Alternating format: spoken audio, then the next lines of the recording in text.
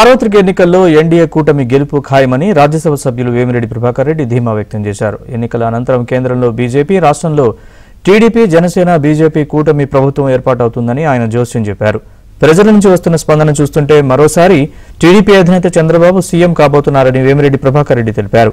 నెల్లూరు జిల్లా కందుకూరులో ఎంపీ అభ్యర్థి వేమిరెడ్డి ప్రభాకర్ రెడ్డి పరిచయ కార్యక్రమం నిర్వహించారు. కార్యక్రమానికి టీడీపీ, జనసేన, బీజేపీ శ్రేణులు పెద్ద ఎత్తున తరలివచ్చారు. కందుకూరు టీడీపీ అభ్యర్థి ఇంటూరి నాగేశ్వరరావు ఆధ్వర్యంలో వైసీపీ కార్యకర్తలు పెద్ద సంఖ్యలో టీడీపీలో చేరారు. వారికి టీడీపీ కండువాలు కప్పి పార్టీలోకి ఆహ్వానించారు.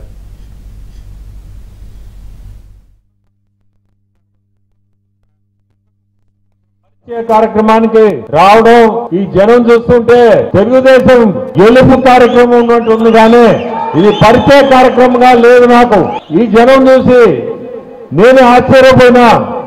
ఎందుకంటే ఎక్కడ పోయినా ఈ మధ్య చూస్తున్నాను, ఇంత జనం నాకు ఈ మధ్య కాలంలో చూడ.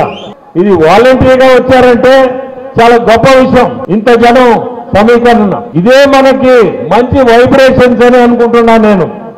మనము ఖచ్చితంగా తెలుగుదేశం గెలిచేది మనమే అనేది ఈ వాతావరణంలోనే కనపడుతుంది. మనకి ఎన్డీఏ కూటమితోటే మనకి కూడా ఎన్డీఏ గెలిచేది ఖచ్చితం. ఢిల్లీలో అదే కార్యక్రమం మన రాష్ట్రంలో కూడా మనం చూడబోతున్నాము.